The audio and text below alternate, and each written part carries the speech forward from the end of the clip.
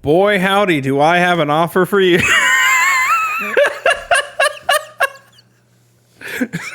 That's how we start this, apparently. You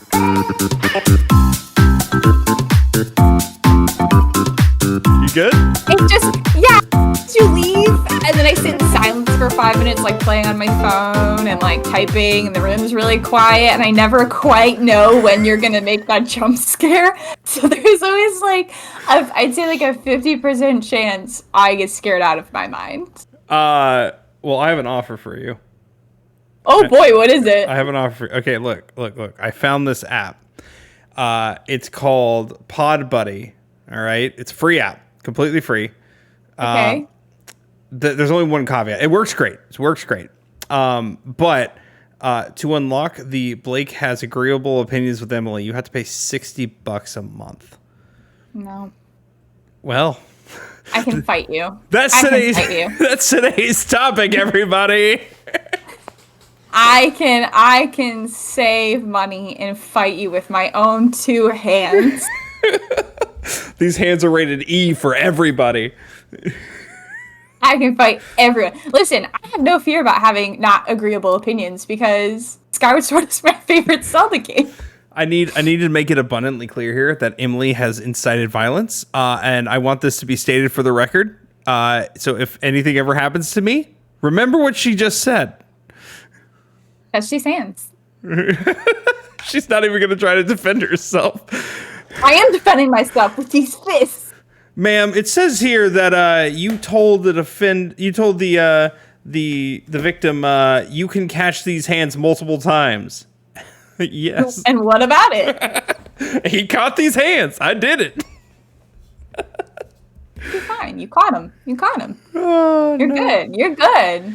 Calm down. Don't be dramatic. Oh my goodness. All right, before we get into the main topic, we're gonna chat about a couple of us watched it earlier. But there was a Sony State of Play today. Not quite a surprise. We knew 2 days ago. They don't pull a Nintendo where they tell you like 6 hours before, hey, there's a Nintendo Direct tomorrow. They're not like that. But we should be getting a Direct soon too. You would hope every time. They always have one in February. Every time you expect Nintendo to go left, they go right. Yeah. Yeah, because where's our Wind Waker remake that everybody wants? You know, he's there. He's in the atmosphere somewhere. Like, I guarantee you he's made and he's in a vault somewhere at Mr. Nintendo's house. And he's just waiting for the right day. Like, he's waiting for a slow period. You know, we're not making much money. Can we bring out of the vault? And then they're like, Wind John Nintendo will get us one day. John Nintendo will release this for us. This is going to be a weird ask. And I say I want it. I probably don't. I think it'd be funny for them to remake Wind Waker. Like, keep it very faithful, but do it in the art style of Breath of the Wild. Because I feel like it'd be incredibly goofy to watch it.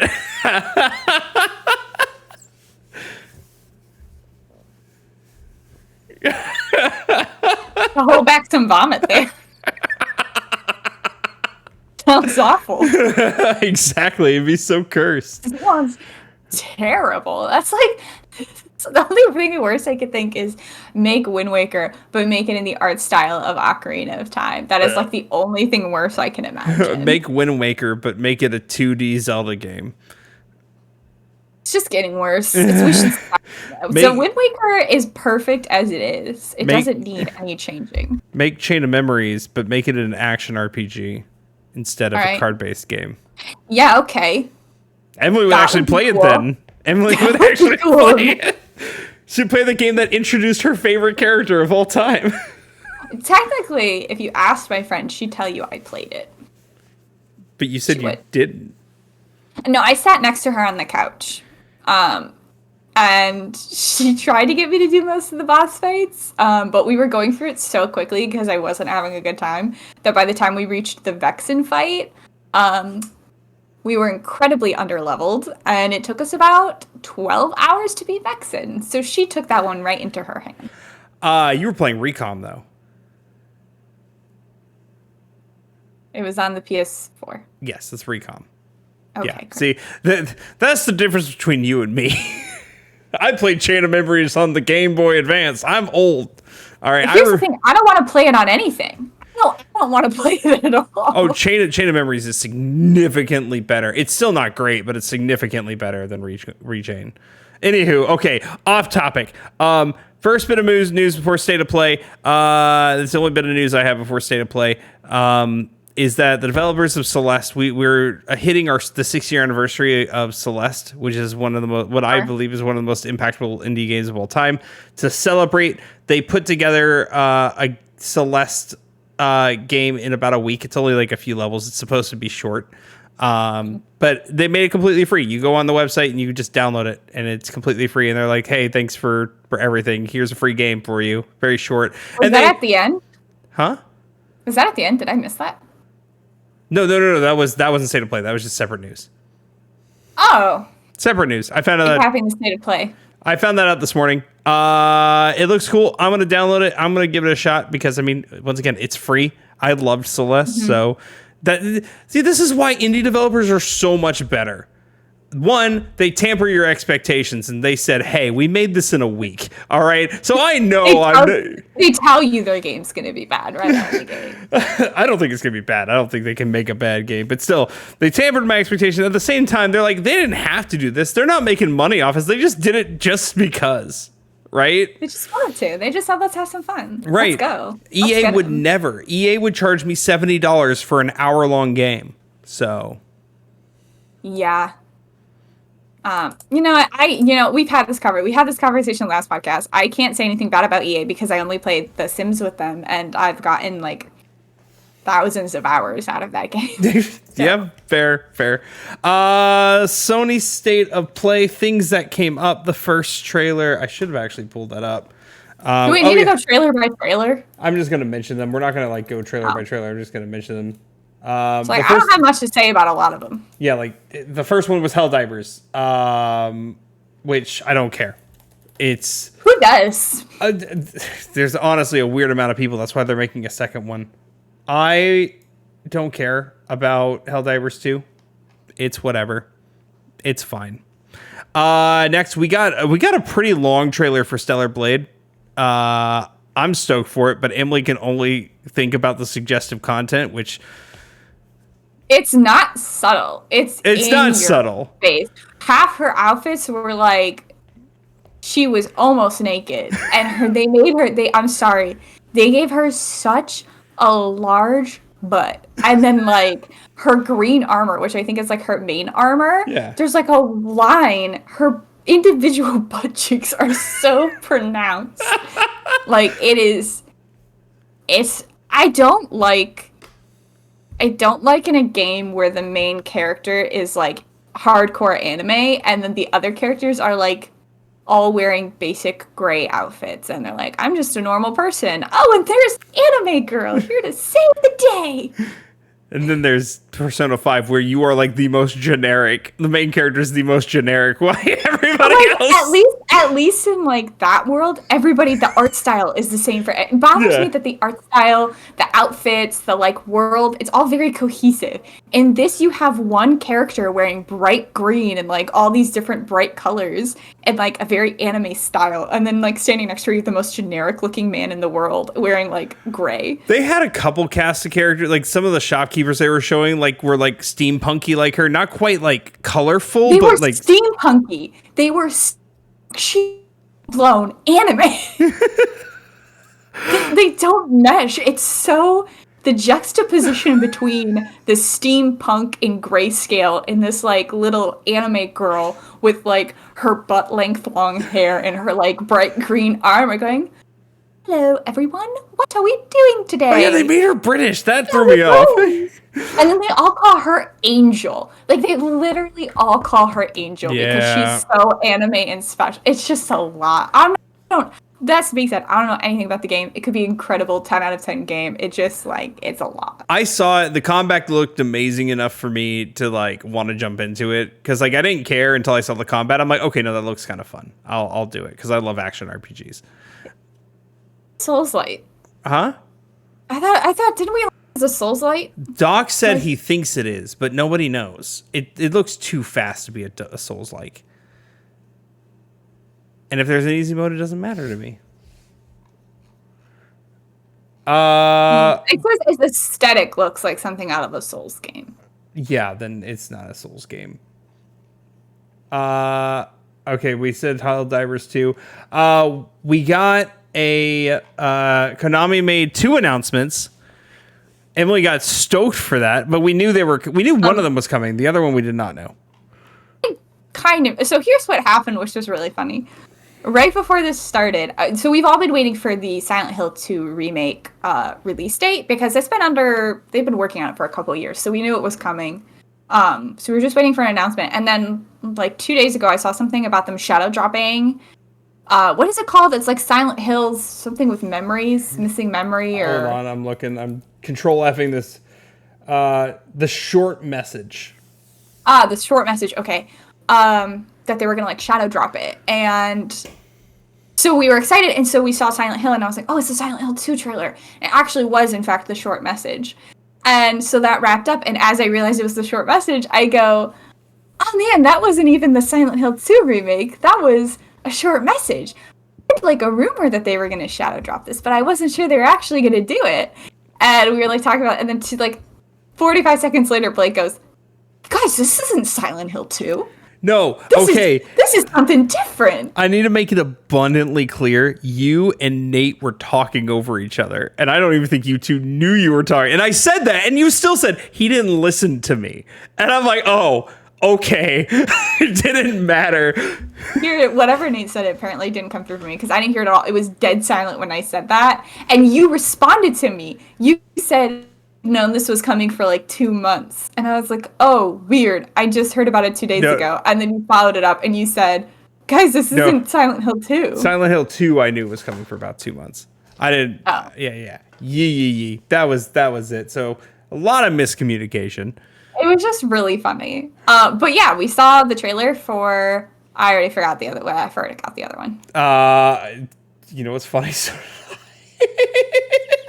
I lost it. I scrolled away. Hold on. It looks really good, though. It looks like it's... The short message. Short message. Don't let me forget it.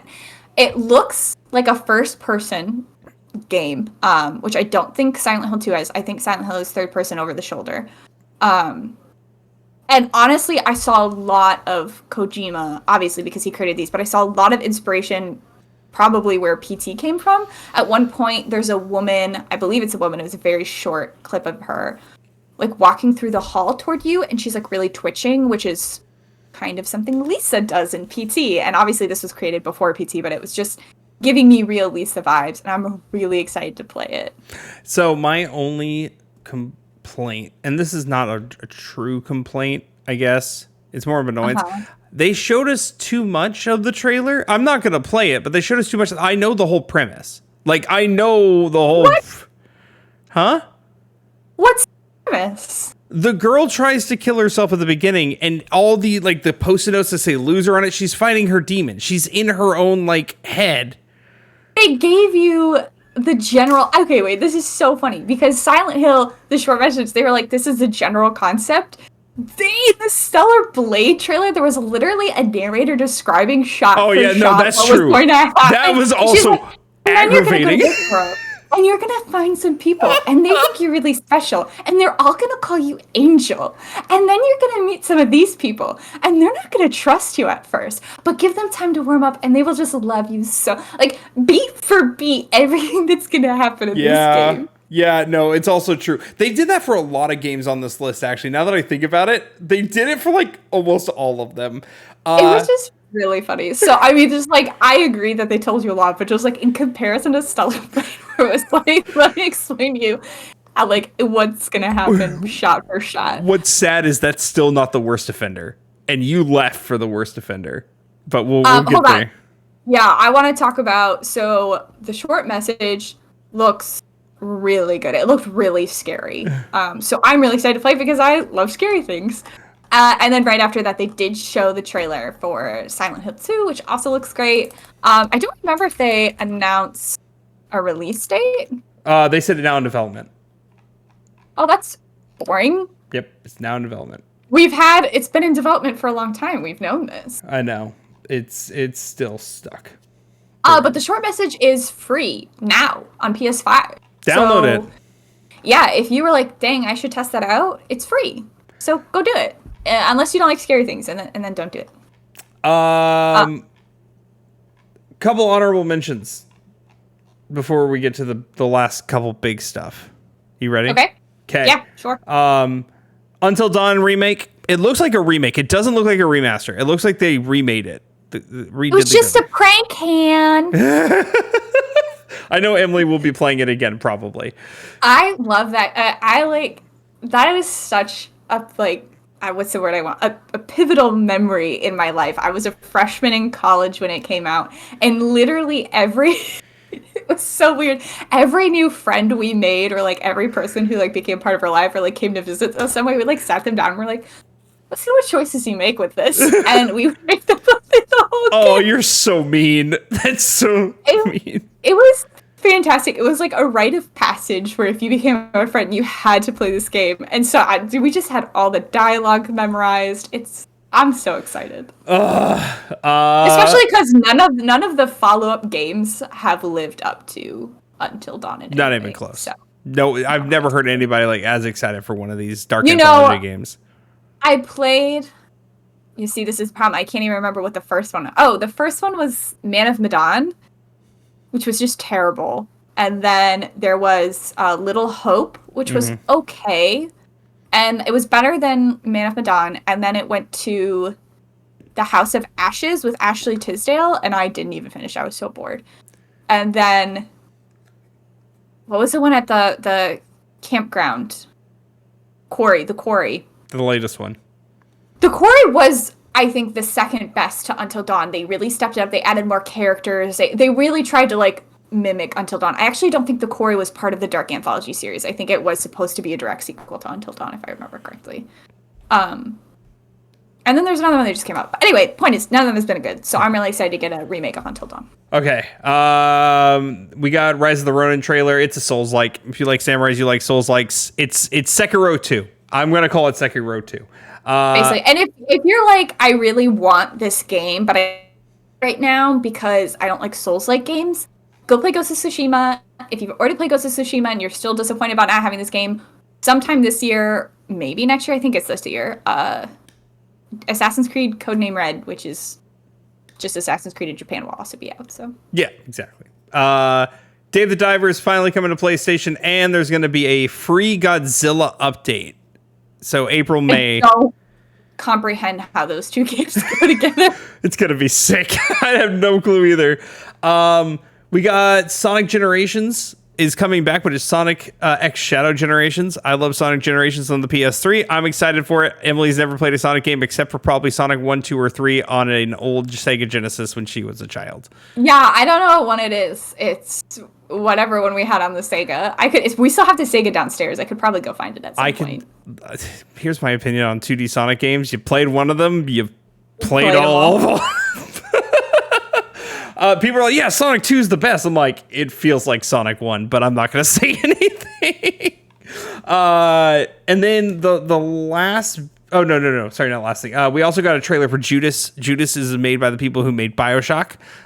Pretty interesting. It looks very BioShock-y, and I am stoked for it because I've been waiting for something like this for a while. I've never played a BioShock game, but it did look pretty fun and interesting. So I think that's something I'd be willing to try. I think I want to see a little bit more of the gameplay style. It was giving me, what's that one? The Outer Worlds vibe, aesthetic, something like akin to like a Fallout game. It won't be like that. Okay. These types of games are more linear, a lot more linear. Like once you're done with an area, you're done with that area. Okay. I highly recommend you play BioShock 1. Because 1, you get your horror itch, and 2, you get the interesting story. The only problem is it's a first-person shooter. You don't like first-person shooters. I don't like first-person. What is it on? Do they have it on PlayStation 5/4? You have it, yeah. You can get the whole collection on PS4. All 3 games. Maybe I'll try them out. I've never heard anyone say something bad about those games. I've only heard great things. I don't know why I've never played them. Hardcore BioShock fans don't love Infinite. I love Infinite though, and a couple people there are people who love Infinite, and then there's the hardcore BioShock fans who like think Infinite was boring. I love Infinite though. My track record, I think I'll probably love BioShock Infinite.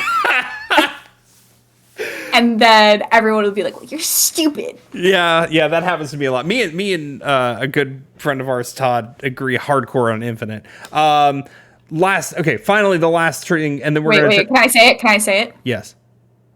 Guys, Norman Reedus, his funky little fetus. If you miss them, you didn't catch them the first time around, or you caught them the first time around, and now you're like, I'm like, dang, no game in the past 4 years has delivered me a naked Norman Reedus that can piss on things and a funky little fetus.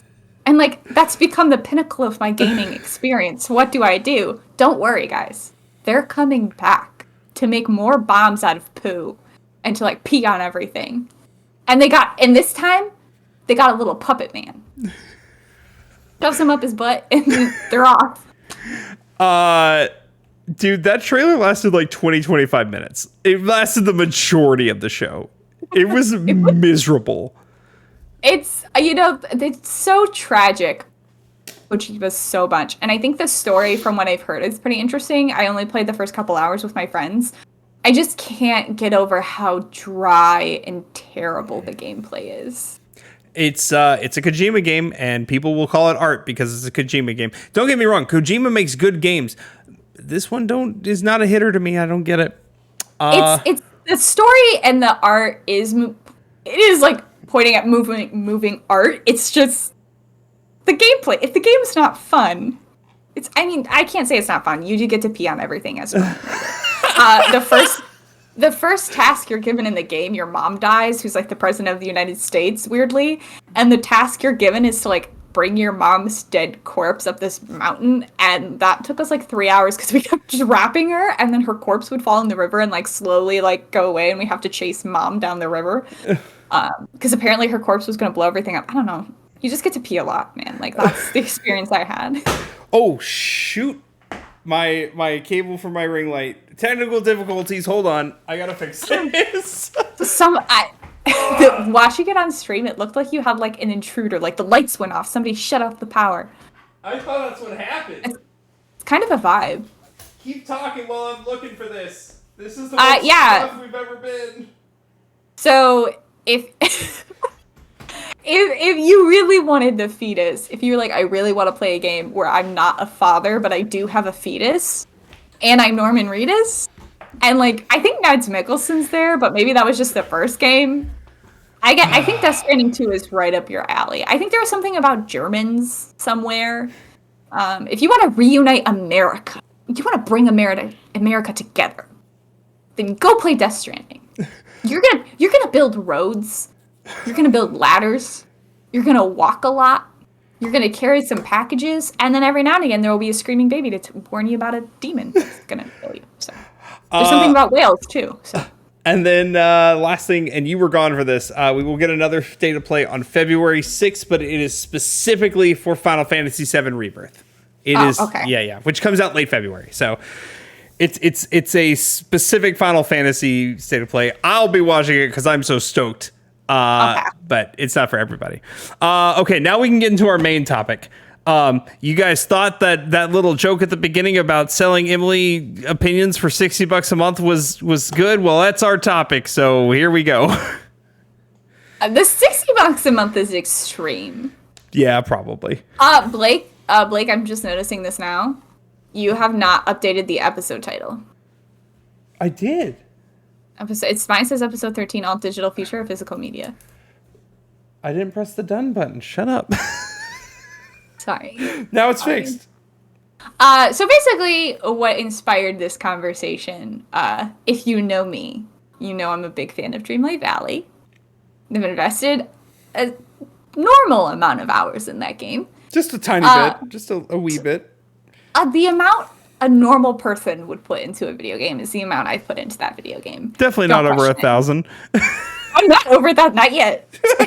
We're getting close.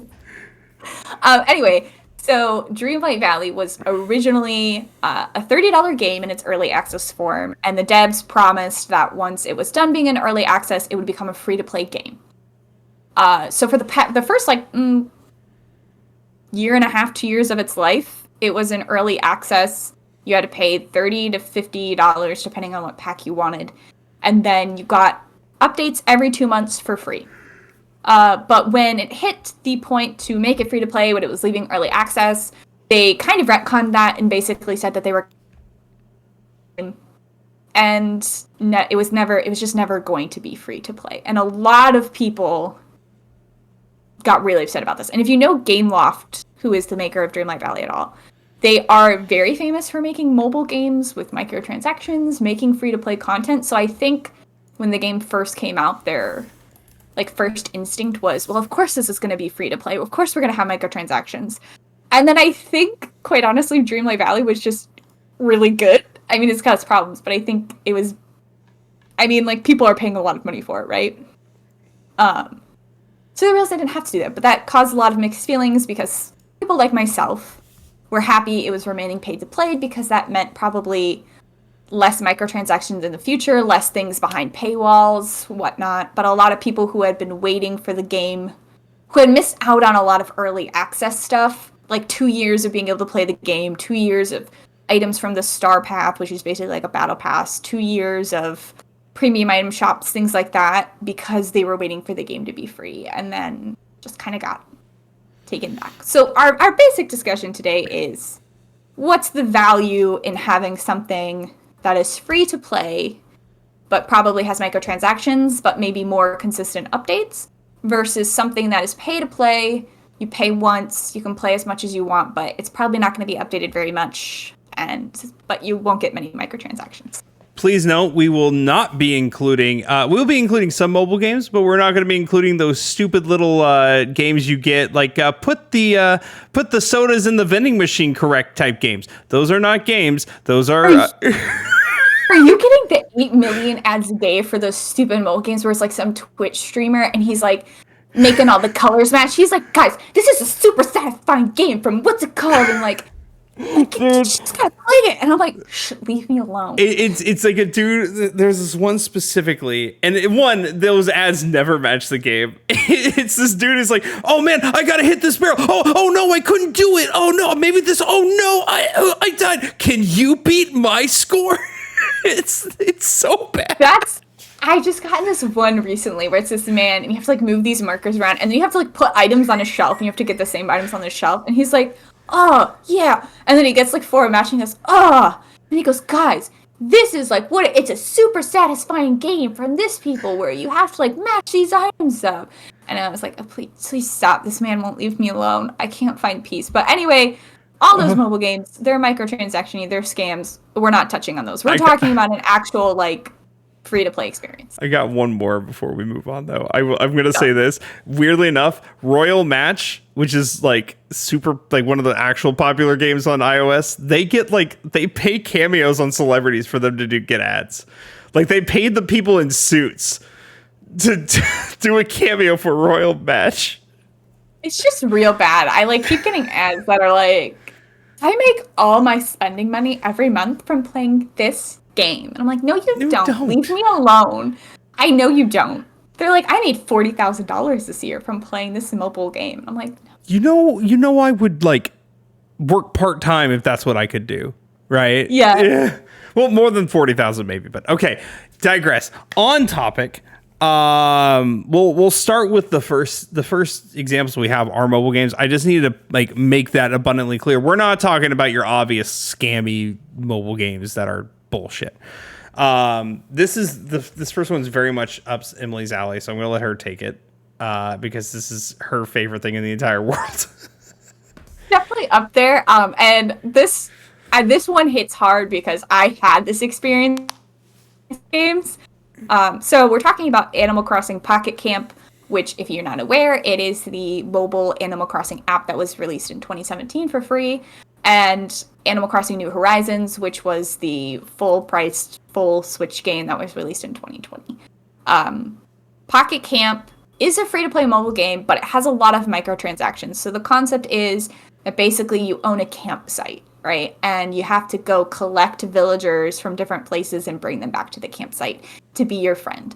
But the villagers will only come to your campsite if you have a certain amount of furniture they like. Like, I think you have to have 3 pieces of furniture for each villager you want to come. And to make each piece of furniture, you need to get a certain amount of items to make those pieces of furniture, which of course you can get from people, or you can also pay money for those items. And then when you go to craft the items, you have to wait like 8 hours for the item to be crafted, or you can pay money for that item to like be done now. So it came out in 2017, and when this happened, it was a big Animal Crossing drought. I didn't have New Leaf. It had been a long time, so I played Pocket Camp. And as someone who hates waiting, I'm not a patient girl. I can confirm. To that video game. Can confirm. I gave them a lot of my money. I was paying for items to be done. Because the villagers, like, will change. Like, let's say you find Freckles on an island, right? Freckles is only going to be on that island for, like, a certain period of time. So if you don't get her furniture done and set up, she will leave, and she'll just be gone. And so for me, there was this element of anxiety being like, I have to get all the items I need, and then I have to craft her furniture to make sure she moves here, otherwise she's going to be gone, and if I don't do it this fast. So I was putting a lot of money into it, so I actually just deleted the app, and I never went back. But Pocket Camp, to this day, is still being updated. They're still getting new content, they're still getting new items, they're still getting new characters, new events, things like it. It's 2024, it's been 7 years, and they're still going strong. Meanwhile, Animal Crossing New Horizons was a standard video game. You got the game as it was, and I think they had a handful of meaningful updates. I don't know the amount off my head, but for like a year and a half or so, they consistently updated with like events and things, and then they cut it off and they said they were done. They released 2.0, they moved on with their lives, and so the full game that you had to pay for, no microtransactions, but like, it was dead in the water from Nintendo after like a year and a half, whereas this mobile game that does have microtransactions is still going 7 years later. They've done this with multiple things. I mean, look at Pokemon Go. Pokemon Go as well. I don't think Pokemon Go is nearly as bad, but hey, you didn't pass enough Pokestops today. You're out of Pokeballs. You found a shiny Pikachu and you want it now. You pay us some real money for some more Pokeballs and some berries. You know, I don't think it's nearly as bad, because if you live in a city, it's not bad. If you live in a city, it's pretty easy to not fall into that trap. However, if you don't, you're kind of screwed. Pokemon Go is rough. I lived in New York when that game came out, and I remember there was a Pokestop I could reach just by being in my apartment. And that was really nice, but we'd go walk around, you could hit like 1 million, and then when I moved home, I started driving to Pokestops because I couldn't get them from my apartment, and then I gave up because it was too much work. Yeah. I gave up after like the first month, because I'm like, this was fun at first with everybody else, and now it's not. A lot. Yeah, exactly. If you're more into Pokemon than I was just having fun getting all the different like little characters. I didn't actually care about making them. The different Pokemon? You sounded like a mom. Like I had said Pokemon like 30 different times. I didn't want to be repetitive, but I couldn't think of another word, so I said characters. That was bad. I take it back. They're little Pokemon, and I know what their names are. So I didn't care about fighting, but like once that got boring for me, it wasn't worth going. But I could see a point where if you were more invested in it than I was, where you could be tempted to make those purchases. Excuse me, I just had like a massive yawn I couldn't hold back. I had to like mute myself to stop it. Because I called the Pokemon characters. No. Are you gonna... Do you know somebody who calls every console Nintendo? The Nintendo?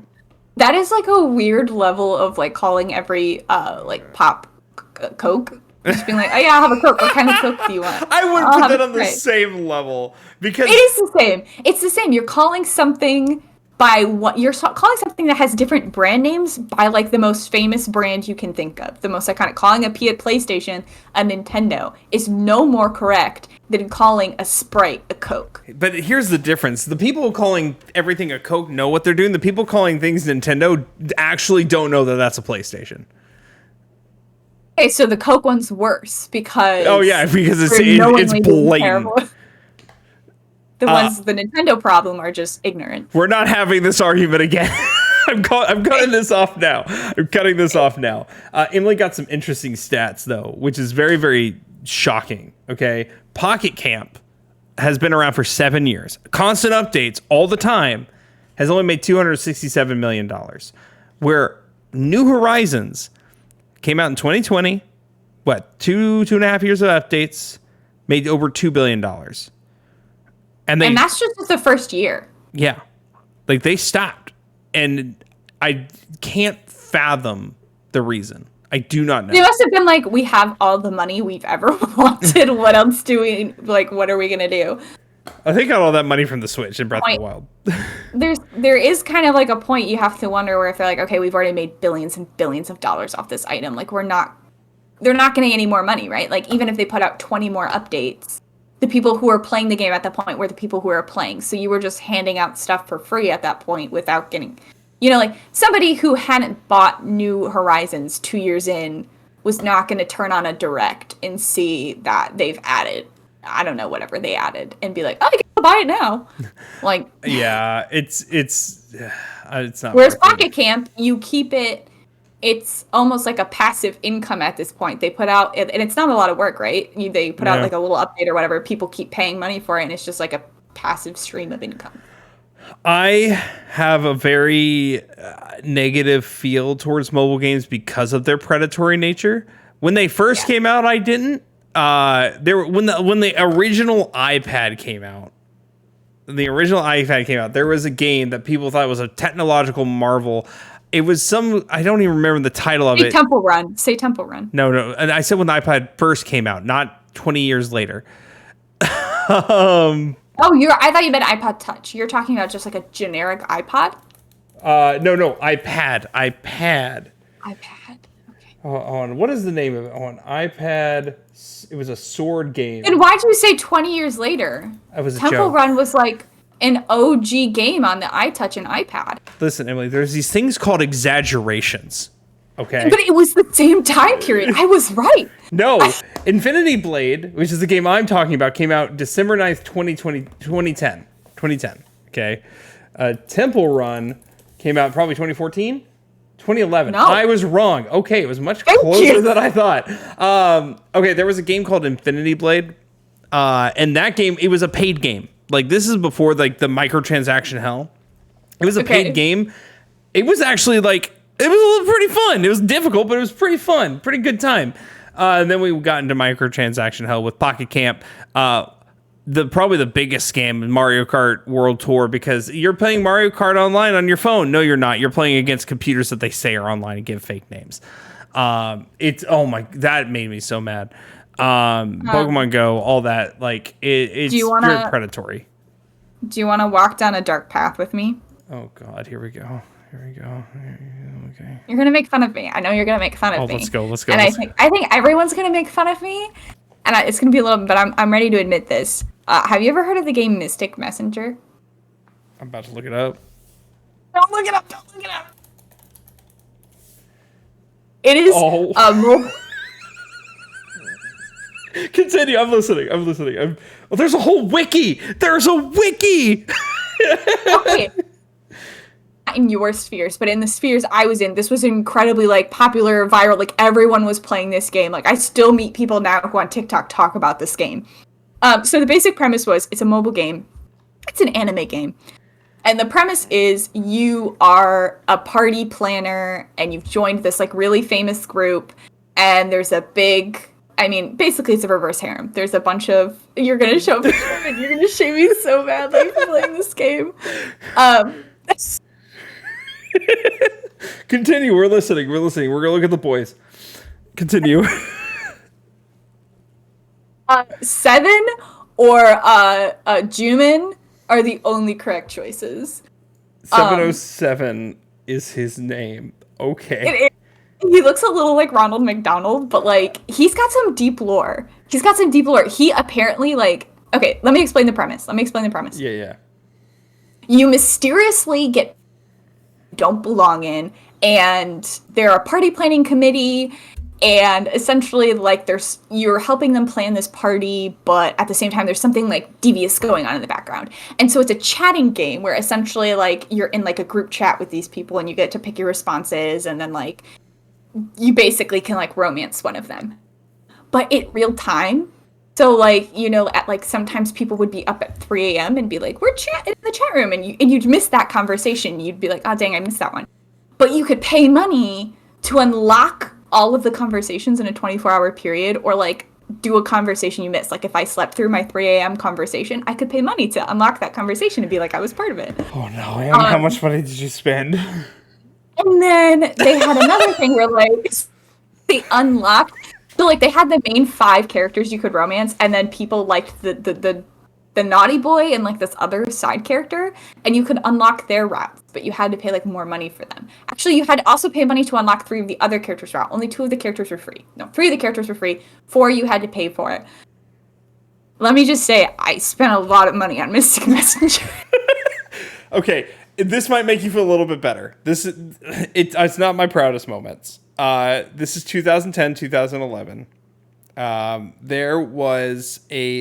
This is the first like free to play, pay certain things game. Okay. And I played my friend. I'm not going to name her. My friend in my biology class, and I've been friends with her all like my first couple of years of college. It was a Smurfs mobile game that you can interact with other Smurfs other people who played. It was one of those like Farmville type games, but with the You're Smurfs. right. I'm feeling less bad. Yeah, feel less bad. Granted, I didn't spend any of my actual money on it. Never spent my actual money on it, but I used to get iTunes gift cards in my like stocking, and that's what I would use them on because I didn't buy music. I didn't have Spotify, and I just illegally downloaded all my music. So I just used those on that game. Get what I needed. I support you. Also, ignore me. Am I going to the App Store to reinstall Mystic Messenger? No, I am. Stop. Emily. Okay, we're going to move on to our next topic. We're going to talk about probably the biggest... Great news! I never deleted it. Oh, well... Emily and I... You guys, there's an ending where you get blown up. Oh my god! God! This game was, look at it! Look at the boys. Emily's about to waste all of her money, all of her savings on Mystic Messenger. Emily, They've missed me. Oh god! Let me tell you. That character 7 I mentioned. I promise. Only 30 more seconds on Mystic Messenger, then we can move on. Okay. The lore was, he never forgot. Every time you like play the game and then you'd reset the game and do it again because you wanted to like romance something new, he had a consistent mind. He remembered everything. He also had some deep lore that was going on. He had like, there was a secret cult that like his brother had been taken a part of, and like for his path you have to go get it. It's a wild game, guys. I'm gonna replay. Okay, cool. Moving right along. You don't want to talk about my anime game anymore? My god, you annoy the hell out of me with this.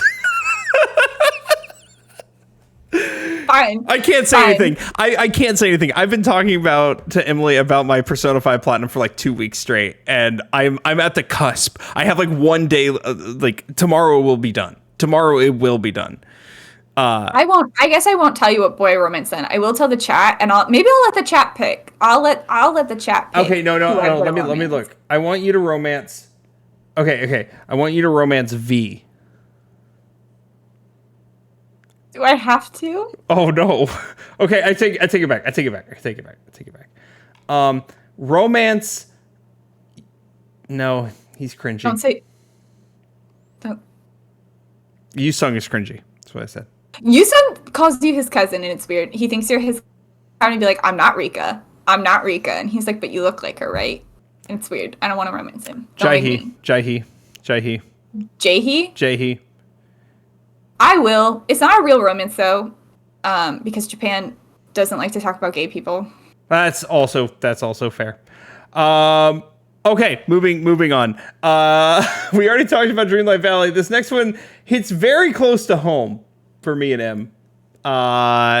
We're gonna go back to the pandemic. I'm so sorry, everybody. I forgot what one it was, and now I remembered. It's dark. This one hurt. Because back in 2020, around June, July time. A fun little game. This is after we got out of early access, by the way. There was early access, but we weren't part of it.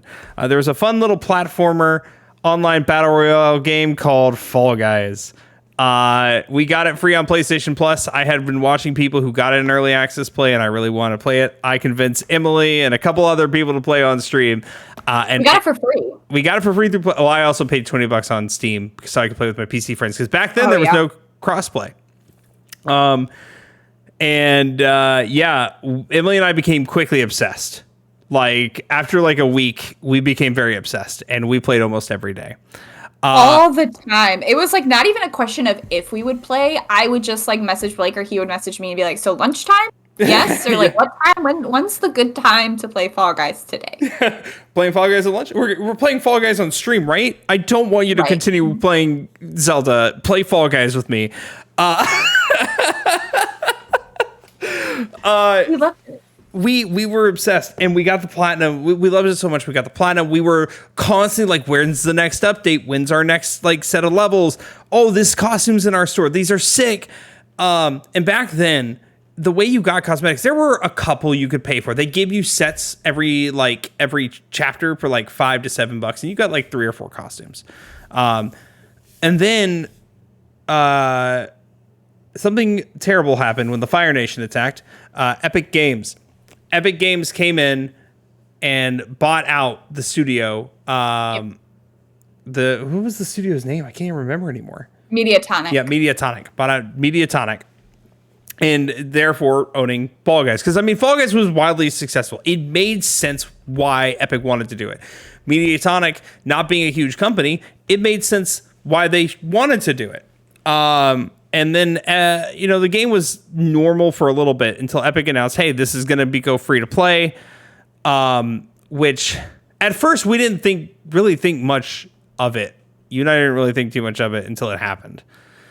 Until it was too late. Until it was too late. Because we still got our updates, we still got our costumes. And before this all happened, like you win a race, you got a crown. With those crowns, you can get specific rare costumes you couldn't get before. But you could also get items just by like playing the game. You got a certain amount of points for like just playing the level, and then you could also use those points to buy items. They weren't as like, I still like the general store layout, right? If you wanted to go to cosmetics, you go to the store, and there were 2 rows, and I think each row had 4 or 5 items in it. And I would say generally, out of those 8 to 10 items, at least like 75% of them could be bought with just like the generic whatever. And then there would be 1 or 2, maybe 3 that could only be bought with crowns. But again, crowns could still be won organically. Yeah.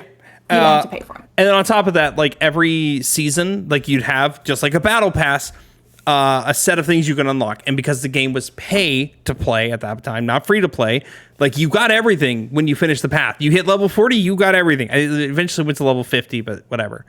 Now it's like 300 or something. It's crazy. Yeah.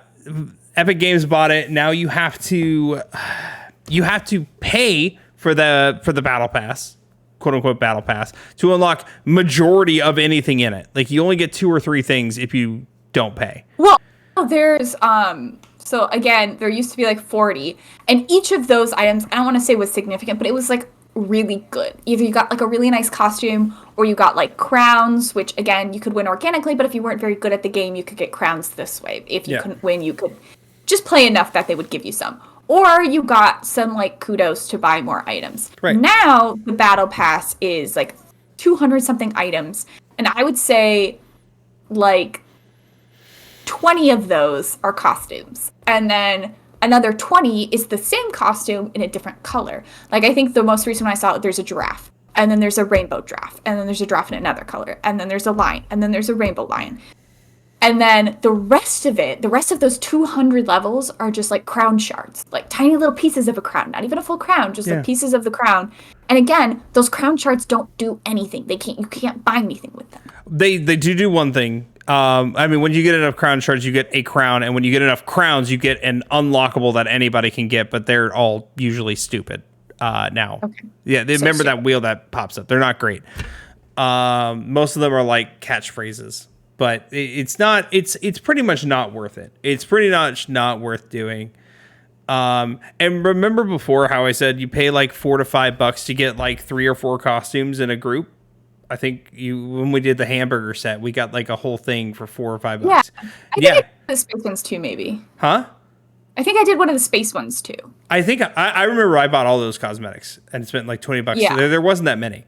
And then Epic made it to where either one piece or like the whole costume itself is $5 or even more. Some are even more. Or you can buy the set for 15. It is so very much like, hey, spend the money. Granted, you can play any level at any time you want without having to pay a dime. But the reason we love playing the game, don't get me wrong, but the reward factor is gone. That hit of dopamine is gone. I will say too, we were talking about the battle pass still, but when a big incentive to complete the battle pass was because usually the level 50 item or level 40, whatever it was a really good item. I remember one season it was the Ezio Auditore outfit, and I was like, well, so like I gotta get to level 40. And then another time it was like the Ghost of Tsushima outfit. Yeah. I was like, again, gotta get to level 40 because I gotta have this Ghost of Tsushima outfit. Now I think the level like 200 reward is the rainbow lion, and I'm like, it's just a lion, but like rainbow, like that's nothing. Why would I spend so much of my time to get to level 200 just for that? Yeah, and you've also mentioned that like seasons change and updates happen like much quicker now. So you have to get more levels in a shorter time. Period of time. To be clear for people who aren't familiar with Fall Guys, it used to be there was no set time between seasons, like when they would update the game with new levels, costumes, etc., a new theme essentially. But it was anywhere from 2 to 7 months. I think the longest was 7 months. Oh, did my camera just cut out? No, I fixed it. That was on me. Okay. And now I think it's that same time, but like in weeks. So instead of 2 to 7 months, it's 2 to 7 weeks. It was the biggest heartbreak. At first, Emily felt the effects way quicker than I did. And I think I was just you were a little in denial. Yeah. You were like, it's not that bad. And I was like, no, Blake, there's ads all over the screen. I had to click through like 10 ads to get to the homepage. You go to the like costumes page and it's all ads for things I have to buy with physical money. I can't get anything. I literally cannot buy a single item in this store. So we after like a month of all that, it finally hit me. I'm like, I can't keep doing this. And then Emily and I gave it some time. Well, Emily gave it way more time than I did because I jumped on randomly when I just had a hankering to play some Fall Guys levels. Yeah, I did a whole tournament with Lucky. Shout out Lucky_best. She's never gonna forgive me. I can only turn so much because my headphones are covered. Why don't you turn the other way? Oh, okay. Hold on. I'm hitting my desk. I can't turn any more than this. Well, when I was out playing with other people, which apparently is a cardinal sin, even though she knew I was gonna do it. I think somebody else's hosted tournament is different. I thought you meant you were just like hanging out at home. You're like, I guess I'll play some Fall Guys right now, and then you just play by yourself. I would like maybe play 1 or 2 levels. I played on stream a couple times too, but it wasn't crazy. Interesting. And so the problem, we didn't play essentially for a very long time, like consistently. Emily texted me last week and it was like, hey, I'm feeling real nostalgic and I really want to play Fall Guys. I don't know why, but I kind of do. And we did. And we jumped in. We had a good time. Though I will say, a lot of fun. We had a blast, but the big problem was we ran into a lot of bugs. Like a lot of connectivity bugs. We played again yesterday and I got soft locked in a level where I couldn't escape. I will say, to be fair, the level you were playing was a custom made. I don't think they test for things like that. I think that's just something that happens when you're playing a level some rando out in the world. Yeah. But I will say that is kind of a benefit too, though, is like we're talking a lot about the negatives. I think there is a level of benefit too. I mean, now they do have more consistent updates. There are a lot of new levels coming out. They do creator levels now, so you can make your own levels. Other people can play your levels. I mean, literally, the most fun I had last night when we played a really hard creator level. That was so creative and difficult. And I was obsessed with being able to complete it just for the sheer joy of being like, oh, I did it. I finally did it. It wasn't even about beating the other people. The last time I played it, I played by myself because I was like, I gotta beat it. So it's not the same fun and it's not the same experience. But there's still interesting things to find in it, I think. Shout out Lemongrass creator level on on Fall Guys. Whoever made Lemongrass, you are a hero. I did it. I went through the river and through the forest and up the Candy Cane Mountain, and then I made it across the pit of nothing, and I did it. So, I think there is a benefit to it.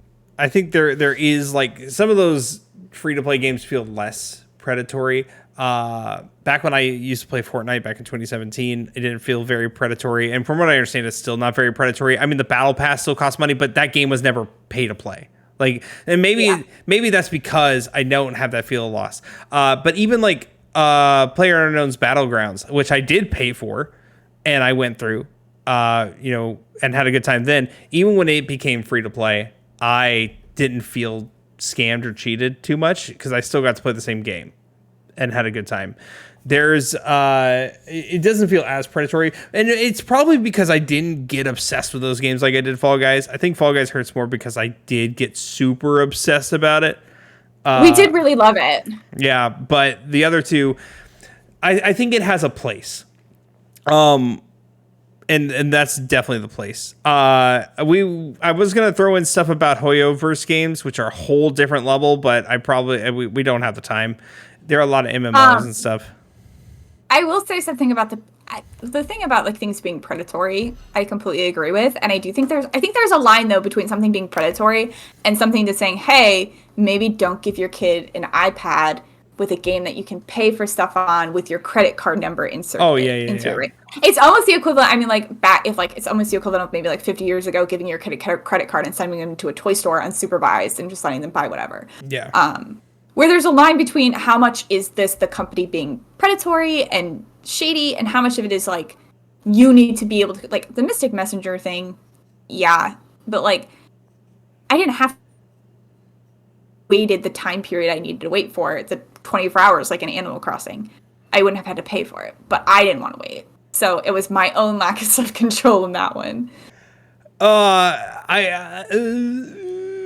There's some give and take there because there's that, I don't know how to explain it.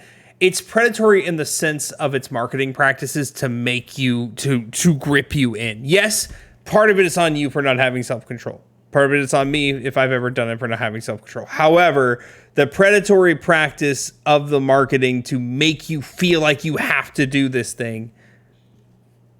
Say there's two different scenarios in that. Like if we look back at Camp, like we mentioned Pocket Camp did have that scenario where it was like, okay, well, Freckles is only going to be here for 12 more hours, and that log that you're making is going to take 10 hours to make, and then what if you have to do something after that, or what if, like, your phone dies? I guess you better, like, do it now, otherwise you're never going to get Freckles again. Yeah. Where then I would, like, buy it. Mystic Messenger was just, it didn't have that, you just had to, it was a real-time test, was, like, the point of it. It was supposed to feel realistic, like you were not that anyone actually thought they were talking with these people, but like it was supposed to like give a more like realistic feel to it, right? I need to make it abundantly clear. Yes, you knew you weren't talking to somebody. There are people out there who have parasocial relationships with these characters. Yeah. Let's be real. Yeah. Hold on. But it was supposed to give the feel of like a more immersive experience. Like if you're not awake at 3 a.m. for like that middle of the night conversation, you're not awake at 3 a.m. So that was more my being like, well, I want to see more of the story and get to what's going on. I'm bored. Like, I want this now instead of playing the game the intended way. On that note, just a quick like closer here. We're not. Last week 2 weeks ago we were a little bit more aggressive when I came to our opinions on physical versus digital. We're not like super against free to play by any means. Oh. We have nothing against free to play. But be careful out there, y'all. It's a dangerous world out there with a bunch of scams. If some dude tells you to play Royal Match and it's the guy from Suits, remember he's a scammer and was not really a lawyer, so he's not really telling you to play Royal Match. Don't play Royal Match. Like, and I want to close on a positive note. There are a lot of benefits to free to play. Like, I think a lot of times we do associate free to play with like microtransactions, but a lot of people who maybe can't afford to shell out $70 every time they want to play a video game, it creates that level of access to more people. For sure. Who are like, I really want to play this game, but like every game now costs $70, where it's like, okay, well, I can't afford to pay $70. So, if Fall Guys, like let's say Fall Guys had come out at the same time The Last of Us remake had come out. I don't know why those are the two that jumped in my head. You're like, oh, I really want The Last of Us remake, so I'm going to pay $70 for that. But like all my friends are playing Fall Guys and I just can't afford another like 30, 40, however much it was on top of that. Okay, well, now it's free, so you can play with your friends, and you can have that fun without having to pay for it. And if you don't get sucked into the microtransactions, which we haven't so far, then it can be pretty... And you are getting more updates. I mean, the people who are playing Pocket Camp, who probably have more self-control than I do, are loving it. They're obsessed with it. They've been working on their camps for 7 years now. They're killing it. I just don't have that level. So there are certain benefits to a free-to-play experience. There's a Reddit mod out there for Pocket Camp who's been playing since day one, and he/she/they has not stopped and has like the perfect camp. Like it's a lot of fun if you're good at it, and they added a lot more items in that game than they did for Animal Crossing New Horizons. They were the original one who's like, you can do whatever you want, design it however you want, and they're still updating it. So I mean, whatever they do, it's working. Huey, and then other great free-to-play like things that happen. Like I said at the beginning when we talked about the news segment, Celeste, they just released a free game. There's no microtransactions or anything. They just released something for free for you to test out. Like, they released the free Silent Hill too. Yeah, not Silent Hill TWO, but Silent Hill TOO. They released that also. The silent what? We forgot again. For the message, the short message. The short message. The Silent Hill True Colors. Number 2, Electric Boogaloo. That all being said, this has been us talking about nonsense like we always do. If you liked it you're on the YouTubes, make sure you leave a little like. Make sure you subscribe. Make sure you comment down below. If you're here with us on Twitch right now, we're about to jump into After Party, but make sure you go subscribe on the YouTube. Help us out a little bit. We're about to be at 50 subscribers there. Our next podcast, we might be changing the data. Now that I'm looking at it, because it does fall on Valentine's Day. No. So we don't have to, unless you have plans. I don't have so I have family coming into town that day, so we might need to just... Okay, that's fine. That's fine. We'll figure it out. We will let you guys know. You guys know where my Discord is, where I post all this stuff. We'll keep you updated.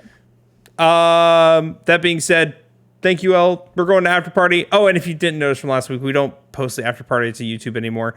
That we might have some way to do that later in the future. But if you want to be part of the After Party, you gotta come to Twitch. So sorry. Okay. Gotta hang out with us here. Yeah. Bye, everyone. I'm sorry. Bye. But I'm not sorry. Come join us on Twitch. Bye.